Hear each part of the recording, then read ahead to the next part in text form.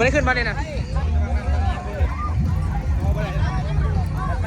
มันแหละคือระหว่างมันเขาไปบ้านว้าทุกคนคือแบบว่าเดือดแห้งนะบอกไว้เลยคำเดียวว่าดงเฮนนี่มันสุดจริงคิดเบิ่งเลยจะได้แก้เสือออกจะได้คลายเสือให้ไปรุ่นนะคุณอะคลายเสือแล้วคลายเขาอยู่คุณเนาะเดือดอะไรดงเฮนน่ะบอกไว้เลยว่าเดือดเบิ่งบางไฟคลิปนี้จังได้ก็ม่วนคลิปนี้นะเบิ่งแต่ต้นจนจบของแท้ด้วยจุดเดือดอะไรจุดลงไพ่วะมันโบแมนแล้วเนี่ยนะโบแมนมาจ้าเลยทาซื้อได้เสือเฮานะเสือเฮานะมาเลยลงมาส่งเลยเจ้าอยู่เลยอยู่ดงลิงเดี๋ยวไปส่งเลยใครเลย2 แผ่นหรอคลิปนี้บอกไว้เลยคำเดียวม่วนแต่ต้นจนจบแต่ว่าลุยมาจะพุ่นเลยขับขนาดสุดยอดยังไม่ได้พาไปเบิ่งบังไฟเลยเนี่ยเดือดเลยดิของแท้ขนาดนี้บังไฟใช่โอ้บังไฟใหญ่วะนะฮะของแท้มาทุกคนเดี๋ยวพาไปหลอกกันเบิ่งบังไฟป่ะไปเบิ่งบังไฟก่อนไปเบิ่งบังไฟอยู่เลยวะเขาจูดหรือเขาห้อยเงินบอลอ่ะแล้วเขาเอาคืนในระบังหนึ่งน่าจะแม่นเลยโอ้3 บังหมดเลยเดี๋ยวเราจะพาเขาไปเบิ่งใกล้ๆแบบเน้นๆเลยเนาะเบิ่งบังไฟก่อนไปคุณเดี๋ยวยิ้มเลยเบิ่งรถทั้งนั้นเดือดแห้งนี่นะอันนี้คือเจ้าของเสือที่ซื้อเอาสุดอันนี้เลยแก่เลยแก่ขนาดเบิ่งทุกคนบังไฟจะพูดเดี๋ยวจะเข้าไปใกล้ๆแล้วก็ถ่ายเอาแบบคักๆนะคากะลิเหรอเดือดดงเฮนนี่สุดจริงดงเฮนนี่ลายเลยสินะเอาด้วยจักจอกจะได้เอามาด้วยฮะเอามาด้วยจักจอกจะได้เอา2 จอกจอกจักพันจอก10เนาะเอาจอก5เพราะว่าคนดังมาเต็มเลยMCแม่นะโอ้ยกินเนี่ยโอ้เป็นเวรคือตอนนี้นะวาซีอันนั้นจับด้วยค่ะจับแบบยาวๆนี่วาซีไปเบิ่งบังไพ่ไม่ได้เบิ่งซ้ำทาเบิ่งบังใหม่แจกกระเล่มก่อนแจกแบบโพเวอร์ซัน2เนาะตอนนี้ทำการแจกอยู่คนนี้แหละก็40เนาะตามแนวหนักท่านบนกี่บ้านเลยนะดอกไม้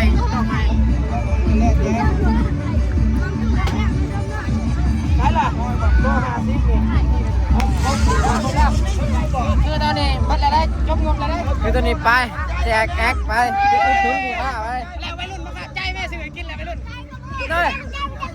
ซื้อไปประมาณ100 กว่าคนบ่ไลน์เดิมเลยแจกเลยเนี่ยเบิ้งไปให้ได้กินกระเล่มนะ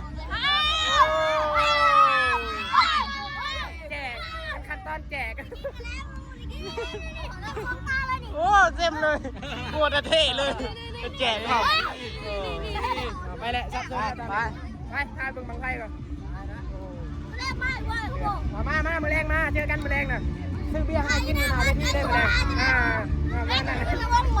เดือดอะไรเลยเดือดเต็มตึงเลยใส่บังไฟดิทันเลยแต่ที่เกิดยังใช่ปะใครวะเดี๋ยวนั่งก่อน5 ประการกันฮะโมเมนต์เลยโอเคใครไอ้น้องเลยไปหนึ่งจับพอต้องไปเดือดแล้ว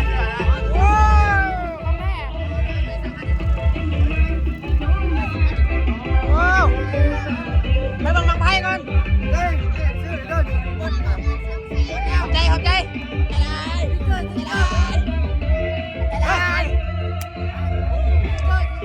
ไอ้ที่เกิดเลยว้าว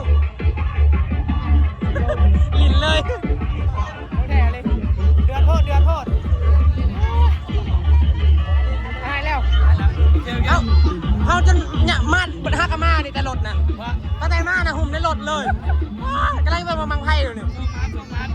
ฮะไปมังไพ่ก่อนกันนี่ป่ะโอ้เราได้เสียมาบ้างได้เสียเสื้อมันบดแล้วใส่หน่อยมีมาเดียวให้เด้อใส่ตัวนึงประมาณนาที10เสื้อน่าจะมาเข้าไปนิดเดียวจะชื่อจะแผ่น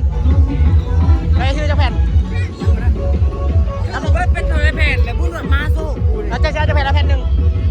หรือจะให้แจกดิให้เล่าแผ่นหนึ่งพิเศษขอบใจหลายๆเดี๋ยวไปมังไพ่ก่อนจะมาทันมังไพ่โอเคเฮ้ยมาขายดู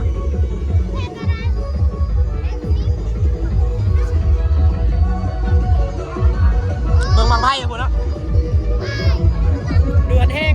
น้องเห็นจะบอกว่าเลยว่าสุดจริงน้องเห็นขนาดไหนว่าไม่อย่าบังหนาเรา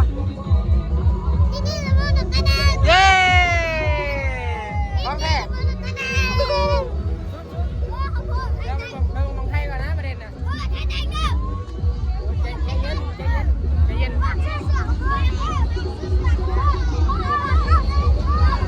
เดี๋ยวจะพาทุกคนไปเบิ่งบังไพ่กันบังไพ่เนี่ยมันมาบอลมอนโอเคโอ้ยจะปากได้บ้างเงียบกันอย่าปาก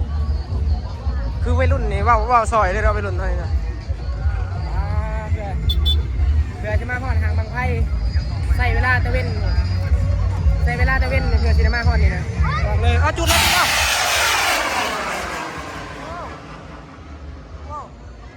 คือแบบมาปึกมาทันเลยเห็นเลยมาแบบนี้ฝากขนาดเดี๋ยวจะมาเนี่ยไปชั่วโมงเลยกลับมาเนี่ยได้ขึ้นแล้วกูไปแล้วซัดกูแล้วถามเบอร์เอกบังที่ซองนะว่าจะเป็นอะไรโอ้แต่บังไพ่มียังไงบังไพ่เต็มเลยแหละอยู่ในกระแมนอยู่ในกระมี่กำลังพัดอยู่เนาะอยู่ในกำลังซีเตรียมขึ้นห่างเลยบังไพ่นี่อยู่บังได้ก็มีไปเลยบังไพ่ตอนนี้เอาขึ้นห่างบังไพ่แล้วเดินมาขายดูขายเนี่ยขายดูของซื้อป่ะขายลองโอ้เขาขอเด้อขอไม่ได้เดี๋ยวพามาอีกบังไพ่ยังไรโอ้เดือดขนาดไอ้โจนใส่เราใช่ป่ะยืนเทิงนะป่ะนี่โจนเขาไปใกล้ๆด้วยนะครับนู่นเตรียมขึ้นห้างแล้วป่ะเนี่ยบังไพ่เดือดเลยเบิ้งนี่โอ้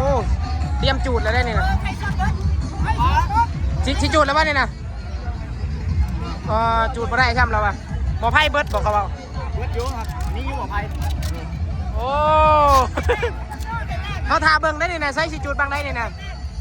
เสียบังได้ขึ้นก่อนนี่นะบังนี่ป่ะแข่งป่ะนี่นะตึงเลยได้เดือดเฮ้ยเพื่อนเราจะมาเบิ้งบังไพ่นี่เป็นชั่วโมงเลยลามมาเลยผมจืดได้อยู่เจ้านาอันเก่าแล้วฮะ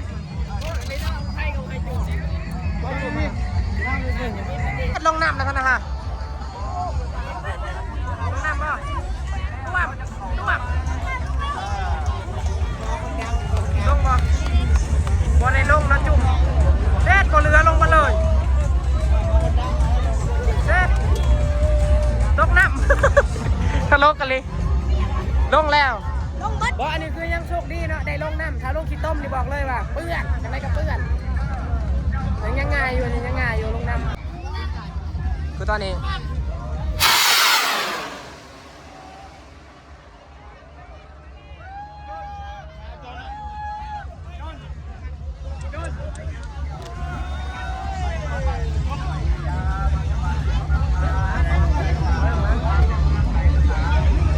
เขายังไม่จูดที่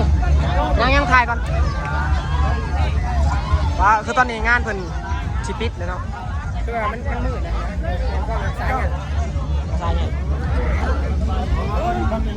บางนี่กำลังจะขึ้นไปเบิ่งบางไทยนะคุณผู้ชม ดือดแห้งกำลังจะขึ้นบ่นี่เอาไปขึ้นเลย ให้บ่อย แต่ว่ามันมืดมันไปทางบ้านยังนั่งเที่ยงบอกแอมจะมาโทรไปหมดเลยแบบมันมีแต่บางไงแล้วมันก็เลยแบบนั้นเนาะไปไกลโอ้ไม่พัดแล้วร้อยเลยบางอ๋อจิแข่งกันบอกไอ้จุดถวายใช่บอกอ๋อถ้าบริจูดมันก็ไม่ได้แล้วพัดเลยมันบอก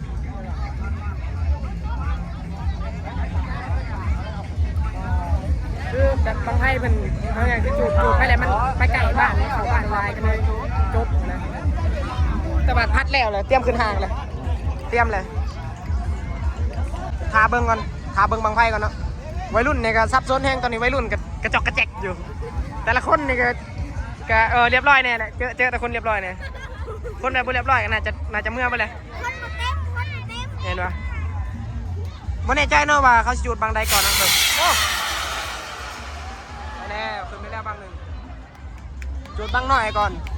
บางใหญ่ต่อมาแต่บาง6 โลนี่ยังไม่ได้จูดเลยในบาง6 โลเนี่ยมึงเขาขึ้นอีกแล้วเพราะว่าบางไฟเขาพัดแล้วแหละบัดนี้พัดแล้วต้องได้จูดเนาะถ้าบ่จูดเมื่อนี่ก็บ่ได้แล้วของแท้เลยเนาะอันนี้ขายได้นี่โอ้โหทีมงานได้ใช่เขาแก่น้อยอยู่ในนี่บ่แถวนี้บ่อ๋ออยู่เซโนทีมงานเท่าแก่น้อยโอ้ของแท้เลยเดี๋ยวอาชิจูแล้วบ้านฮะกลับเขากลับไปกันก่อนเขาย่างระเบิดไปเข้ากลับไปอยู่มองทีปลอดภัยนะอยู่ไกลไล่ไปได้มวนแห้งในคลิปนี้มวนนะคะขนาดเดือดเอาเบิ้งเลยทุกคนได้ล้างเปรี้ยวดิ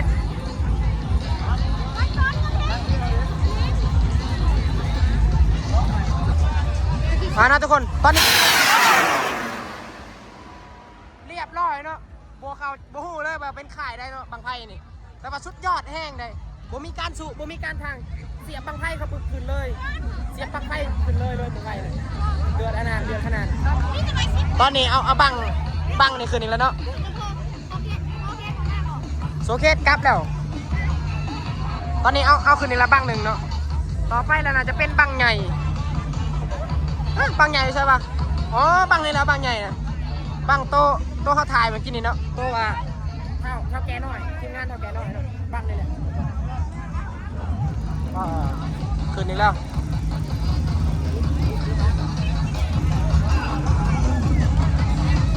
นี่นะทุกคนคือตอนนี้เพิ่นกำลังเคลียร์อยู่เนาะบริจูดซ้ำแบบว่าบางไฟนี่มันจูดแบบมันปิ่นมาทั้งบ้านนะทั้งพุ่นน่ะจะมีบ้านเนาะทั้งนั้นแบบบ้านยังบ้านน้ำเพียงบ้านบางโฮเนาะจูดแล้วมันเข้าไปไก่บ้านเกินไปอาจจะประมาณนั้นขึ้นแล้ววะเนี่ยนะขึ้นแล้วเนาะโอ้จูดแบบจูดซื่อๆเนี่ยแต่ว่าบริแข่งอ๋อของแท้เลยเนาะสุดยอดเลยว้าวโอ้ไปเก็บได้เนาะจากใบเนาะโอ้ไปเก็บเอาบ่เนาะ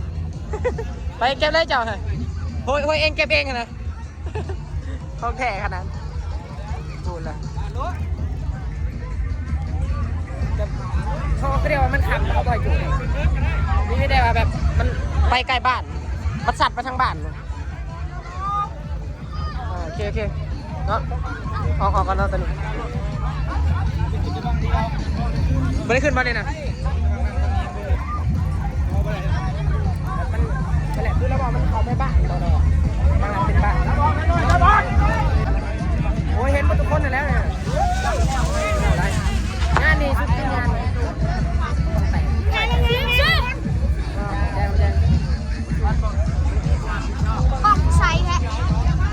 หาเบิ้งบางไพ่บ้างนี่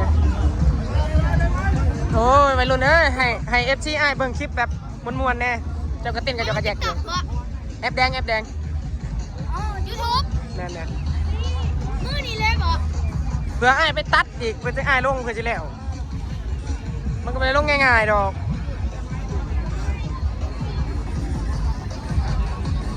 ทุกคนทาเบิ่งบังไพ่บ้างนี่เนาะ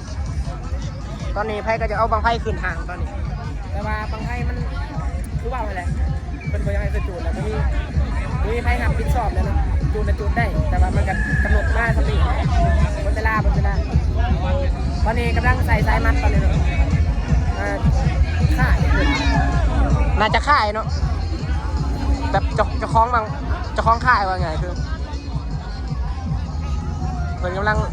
เห็ดไห่เนาะเพิ่นกำลังมัดไห่กำลังเห็ดทรายมัดไห่แล้วก็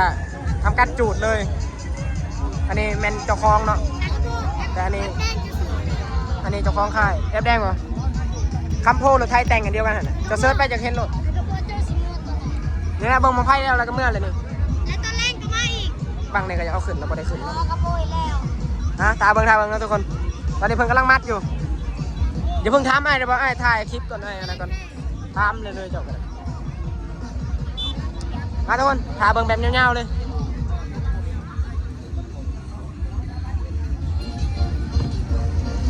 ตอนนี้เพิ่นปิดแล้วเนาะแบบว่าจูดบ่ได้อีกแล้วว่าจังซั่นซะคือแบบเบิดเวลาเลยเนาะเดี๋ยวไอ้เบิ่งของมันของคนจะมีเนาะ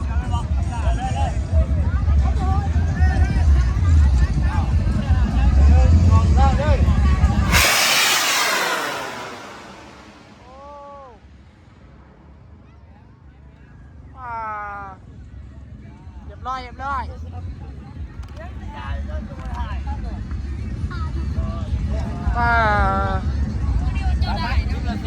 เดือดแห้งคักแล้วเหรียญทองเบิ้งข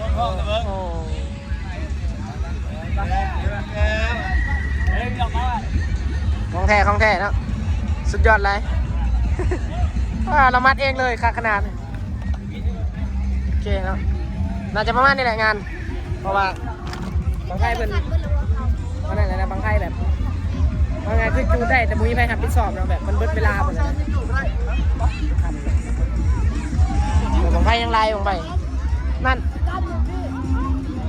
น่าจะมันขำเนาะเพราะว่าแบบมันขำไพ่ก็จะจูดหรือว่าอะไรวะแต่เว้นเขาบดจูดได้แต่เว้นบางไพ่บริมีแต่มันขำแล้วมันจูดเลยเพิ่นกับเบิดเวลาของเพิ่นนะกับมันมีบ้านน้ำเทียงบ้านบางโคก็เปล่าแต่วันนี้มันน่าจะสัตว์ไปแถวบ้านแล้วบุญน่าจะประมาณนั้นนะ